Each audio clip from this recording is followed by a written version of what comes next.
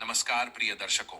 बूढ़ी चिड़िया के बताया, यदि बुढ़ापे में रोना नहीं चाहते हो तो ये चार बातें औलाद को कभी नहीं बतानी चाहिए। प्रिय दर्शकों, यदि आप एक सच्चे सनातनी हैं और भगवान श्री राम में अटूट श्रद्धा रखते हैं तो कृपया अभी वीडियो को लाइक करें, चैनल को सब्सक्राइब करें और कमेंट में जय श्री राम लिखकर अपना समर्थन व्यक्त करें। तो आइए प्रिय दर्शकों, बिना किसी देरी के आरंभ करते हैं आज की प्रेरणादायक कथा। यह कहानी एक बुजुर्ग और बेबस पिता की है जिनकी जिंदगी कभी खुशियों से भरी थी, पर वक्त ने ऐसा मोड़ लिया कि उन्हें सड़क पर भीख मांगने को मजबूर होना पड़ा। जब अपनों ने साथ छोड़ दिया तब एक नन्हे फरिश्ते ने उनकी जिंदगी में रोशनी की किरण बनकर प्रवेश किया। ये कथा हमें सिखाती है कि बुरे वक्त में कभी भी हिम्मत नहीं हारनी चाहिए और इंसानियत ही सबसे बड़ा धर्म है। तो आइए इस प्रेरणादायक कहानी की शुरुआत करते हैं। सुधीर जी एक बुजुर्ग व्यक्ति थे जो सड़क किनारे एक छोटे बच्चे के जूते साफ कर रहे थे। उनकी उम्र ढल चुकी थी और उनका पहनावा उनकी मजबूरी बयां कर रहा था। तभी विनय नाम का एक युवक वहां आया और उन्हें इस हालत में देखकर मजाक उड़ाने लगा। उसने तंज कसा, बुजुर्ग, तेरी तो यही औकात है, लोगों के जूते साफ करता फिर रहा है। अच्छा है, इस बहाने 2 रोटी तो मिल जाएगी। विनय ने 2000 रुपये का नोट दिखाते हुए कहा, ये ले, मेरे जूते साफ कर दे, बारिश में कीचड़ से गंदे हो गए हैं। सुधीर जी ने बेबसी भरी निगाहों से उसकी ओर देखा।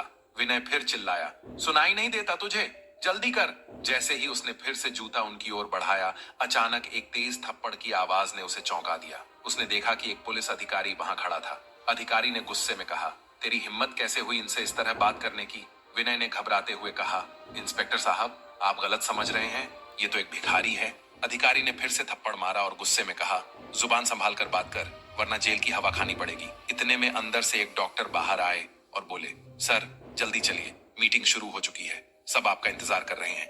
यह सुनकर विनय स्तब्ध रह गया। वह सोचने लगा, यह मीटिंग कैसी है और यह बुजुर्ग कौन है? उधर सुधीर जी पुलिस अधिकारी के साथ अंदर चले गए। मीटिंग के बाद सुधीर जी का मन अपने अतीत की ओर चला गया। बारिश हो रही थी और उन्हें वह दिन याद आने लगा जब उनकी जिंदगी ने दुखद मोड़ लिया था। बरसात का पानी लगातार गिर रहा था।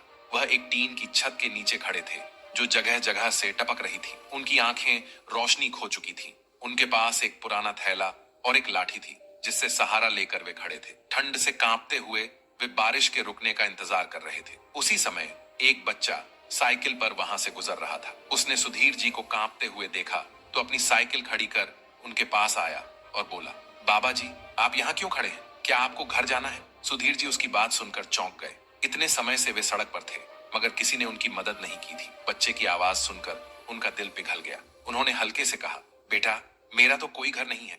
बच्चा मासूमियत से बोला, ओहो बाबा जी, आपके कपड़े भीग गए हैं, चलिए मेरे घर, मम्मा आपके कपड़े सुखा देंगी। सुधीर जी उसकी मासूमियत देखकर भावुक हो गए। उन्होंने कहा, बेटा, मैं अंधा हूँ और मेरा कोई ठिकाना नहीं है, मैं तो यहीं सोता हूँ, लेकिन आज बारिश ने ये जगह भी छीन ली। बच्चा हंसते हुए बोला, तो कोई बात नहीं बाबा जी, आप मेरे घर चलिए, वहां आराम से बैठिए। बच्चे की इस जिद के आगे सुधीर जी मजबूर हो गए और उसके साथ चल दिए। वह बच्चा विवेक था और उसका घर पास ही था। जैसे ही वे घर पहुंचे, विवेक ने सीधा घर के अंदर भागकर अपनी माँ को आवाज लगाई। अंदर से उसकी माँ सुजाता की गुस्से भरी आवाज आई, विवेक, कहाँ चला गया था? मैं कब से तुझे ढूंढ रही हूँ।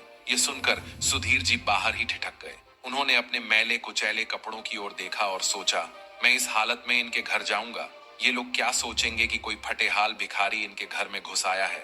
ये बच्चा तो मासूम है मगर मैं अपना अपमान और नहीं सह सकता। ये सोचकर सुधीर जी धीरे धीरे दबे पांव वहां से निकल गए। बाहर निकले तो बारिश पहले से भी तेज हो चुकी थी। तेज कदमों से चलते हुए वे एक पेड़ के नीचे पहुंचे। वहां एक पुरानी लकड़ी की बेंच पड़ी थी जिस पर वे बैठ गए।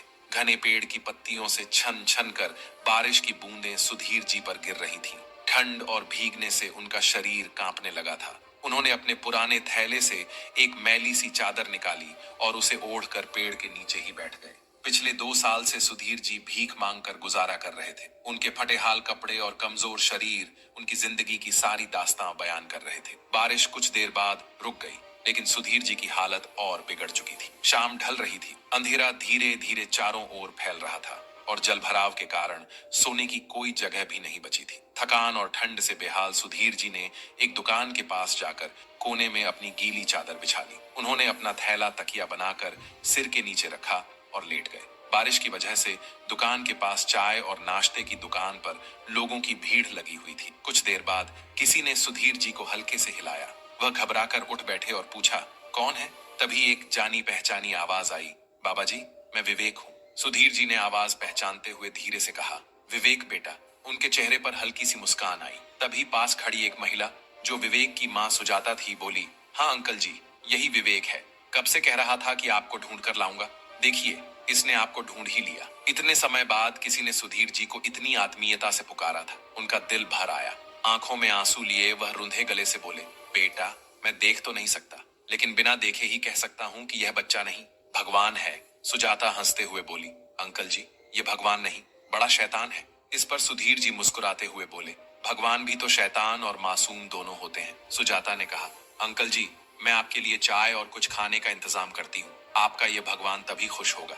ये कहकर वह दुकान से चाय और कुछ खाने का सामान लेकर आई। पहले तो सुधीर जी लेने से मना करने लगे, लेकिन विवेक बोला, बाबा जी, आप तो मेरे दोस्त हो, दोस्ती में मना नहीं करते, ले लीजिए। विवेक की मासूमियत के आगे सुधीर जी झुक गए और चाय नाश्ता ले लिया। सुजाता ने पूछा, अंकल जी, क्या आप रात को यही सोते हैं? सुधीर जी ने कुछ देर चुप रहकर कहा, हाँ बेटा, यही सोता हूँ। मेरी किस्मत ही कुछ ऐसी है। कभी सोचा नहीं था कि जिंदगी इस मोड़ पर ले आएगी। कभी अपना घर और परिवार भी था, लेकिन आज यह गली ही मेरा ठिकाना है।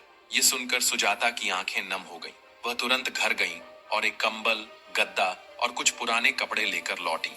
उन्होंने वह सब सुधीर जी को देते हुए कहा, अंकल जी, ये कपड़े पहन लीजिए और कंबल ओढ़ कर सो जाइए, नहीं तो ठंड से बीमार हो जाएंगे। सुधीर जी इस आत्मीयता से बहुत भावुक हो गए। उन्होंने बार बार भगवान का धन्यवाद किया और सुजाता के प्रति कृतज्ञता व्यक्त की। उनकी आंखों में उम्मीद की हल्की किरण जागी कि शायद दुनिया में अभी भी भले लोग बाकी हैं। रात गहराती जा रही थी।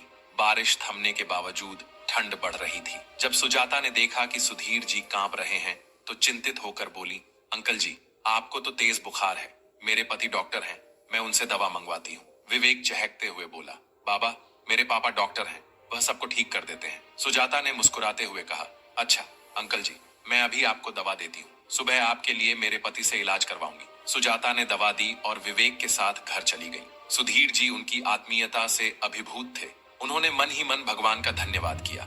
थोड़ी देर बाद उन्होंने गद्दा बिछाया, सुजाता के लाए हुए कपड़े पहने और कंबल ओढ़कर सो गए। बुखार की पीड़ा में उन्हें कुछ राहत महसूस हुई। सुबह होते ही विवेक ने अपने पापा सौरभ से कहा, पापा, कल रात वाले बाबा जी को तेज बुखार था, आपको उन्हें देखने चलना होगा। सौरभ ने बिना देर किए अपना मेडिकल बैग उठाया और विवेक के साथ चल दिए। जब वे उस जगह पहुंचे तो सुधीर जी वहां नहीं थे। विवेक घबरा गया और इधर उधर देखने लगा। सौरभ ने भी उन्हें ढूंढने की कोशिश की, लेकिन वे कहीं नजर नहीं आए। विवेक ने अचानक कहा, पापा, मुझे पता है बाबा जी कहाँ होंगे। वह तेज कदमों से दौड़ने लगा। सौरभ उसे रोकने की कोशिश करते रहे, लेकिन विवेक आगे बढ़ता गया। वह उस जगह पहुंचा जहां टीन के शेड के नीचे सुधीर जी बैठा करते थे। उसने मुस्कुराते हुए कहा, देखो, यही है बाबा जी। सौरभ को राहत मिली। वह तेज कदमों से सुधीर जी के पास पहुंचे। विवेक ने खुशी से पूछा, बाबा, कल मम्मी ने जो कंबल और गद्दा दिया था वह कहाँ है? सुधीर जी ने मायूस होकर कहा, बेटा, रात को कुछ लोग आए और मुझे वहां से हटने को कहा। उन्होंने मेरा गद्दा, कंबल और कपड़े भी छीन लिए। मैं कुछ नहीं कर सका। ये सुनकर विवेक की आंखों में चिंता भर आई। सौरभ ने नरम लहजे में कहा, अंकल जी, आप मेरे साथ घर चलिए, आपको दवा की जरूरत है। सुधीर जी ने पहले मना किया, बेटा, मेरे अपने ही मुझे छोड़ गए, अब मैं किसी का एहसान नहीं ले सकता।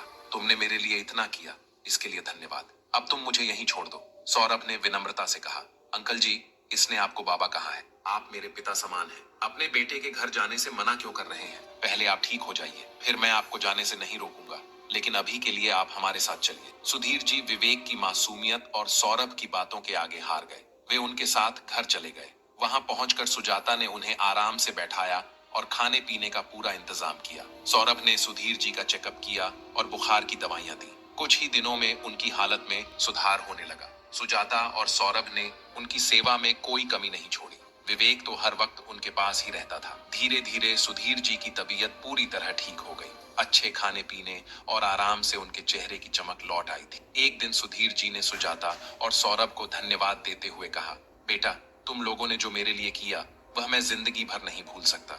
ईश्वर ने मुझे आप जैसे फरिश्ते भेजकर जीवन दान दिया है। सुजाता मुस्कुराते हुए बोली, अंकल जी, इसमें धन्यवाद की क्या बात है, ये तो हमारा कर्तव्य है।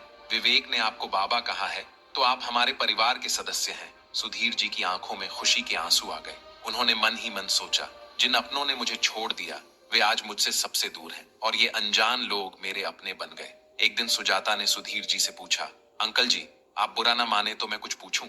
सुधीर जी ने हल्के से मुस्कुराकर कहा, बेटा पूछो। सुजाता ने थोड़ी हिचकिचाहट के बाद पूछा, अंकल जी आपके भी तो परिवार में बेटे बेटियां होंगे, क्या वे आपके साथ नहीं रहते?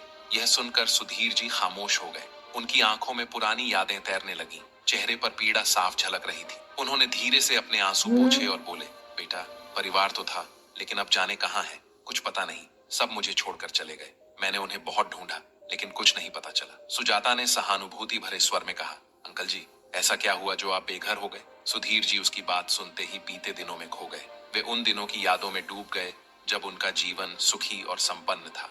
करीब 1.5 साल पहले तक उनका जीवन खुशहाल था। उनके परिवार में उनकी पत्नी, 2 बेटे और बहुएं थीं। सुधीर जी और उनकी पत्नी सुमित्रा का शेष जीवन तीर्थ यात्राओं में बीत रहा था।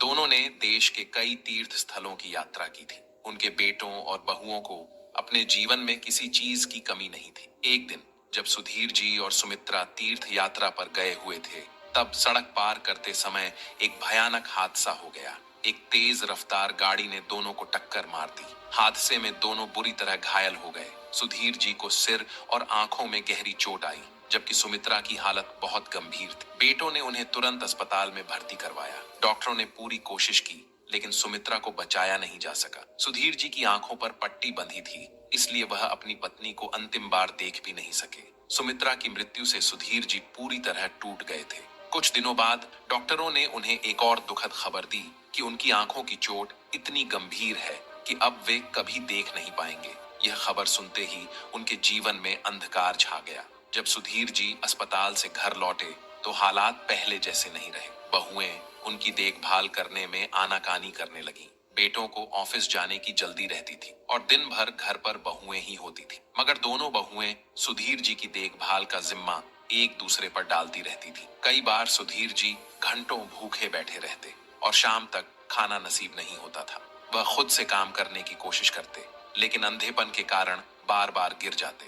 कभी पानी बिस्तर पर गिरा देते तो कभी कपड़े उल्टे पहन लेते। बहुएं इसका मजाक उड़ाती थीं और उन्हें उठाने तक नहीं आती थी। सुधीर जी अपने कमरे का सही अंदाजा भी नहीं लगा पाते थे। हर छोटे मोटे काम के लिए उन्हें बहुओं पर निर्भर रहना पड़ता था। एक दिन बड़ी बहू सुमेधा ने अपने पति रमेश से कहा, रमेश तुम्हारे अंधे बाप को कब तक संभालेंगे? ये छोटी बहू कुछ नहीं करती है। तुम्हारा बाप हर छोटी बात के लिए आवाज लगाता रहता है। मैं सारा दिन काम करके थक जाती हूँ। अब मुझसे नहीं होगा, कुछ फैसला करो। रमेश ने ठंडी सांस भरते हुए कहा, अब मैं क्या करूं?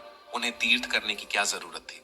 अब कौन संभाले इन्हें? उधर छोटी बहू राधा भी अपने पति निखिल से शिकायत करती थी, निखिल अपने पापा को कहीं छोड़ आओ, नहीं तो उनके लिए कोई नौकर रख दो। मैं तो नहीं कर सकती उनका काम। दीदी सारा दिन मुझ पर टाल देती है और मैं अकेली कर करके थक जाती हूँ। तुम्हारे पापा भी बड़े नखरे करते हैं। हाँ। निखिल ने भी समस्या बताई। राधा, यहाँ कोई अगर आइस? नौकर रखेंगे तो उसका खर्चा हमें ही उठाना पड़ेगा। आइस? बड़े भैया तो कुछ देंगे नहीं, सारा बोझ हम पर ही पड़ेगा। नौकर रखना बेवकूफी होगी। हाँ, अगर उन्हें कहीं छोड़ दें तो ठीक रहेगा। राधा ने रोड सुझाव बंद दिया। कर दो। तो चलो भैया भाभी से बात करते हैं। निखिल और राधा ने जाकर रमेश और सुमेधा से बात की। राधा ने कहा, मौत भैया पलट ला पापा डूब को गया। संभालना अब मुश्किल हो गया है। मैं अकेले सब नहीं कर सकती, आप लोग भी कुछ कीजिए। रमेश ने कहा, हम तो पहले ही परेशान हैं, नौकर रखना ठीक रहेगा, मगर खर्चा कौन उठाएगा? सुमेधा ने बात काटते हुए कहा, हम तो पैसे देंगे नहीं, हमारे पास कहाँ से आएगा इतना पैसा? राधा ने भी हामी भरी, हम भी कहाँ से लाएंगे, हमारे पास भी कोई पैसों का पेड़ नहीं उगा है। काफी देर विचार विमर्श करने के बाद तय हुआ कि नौकर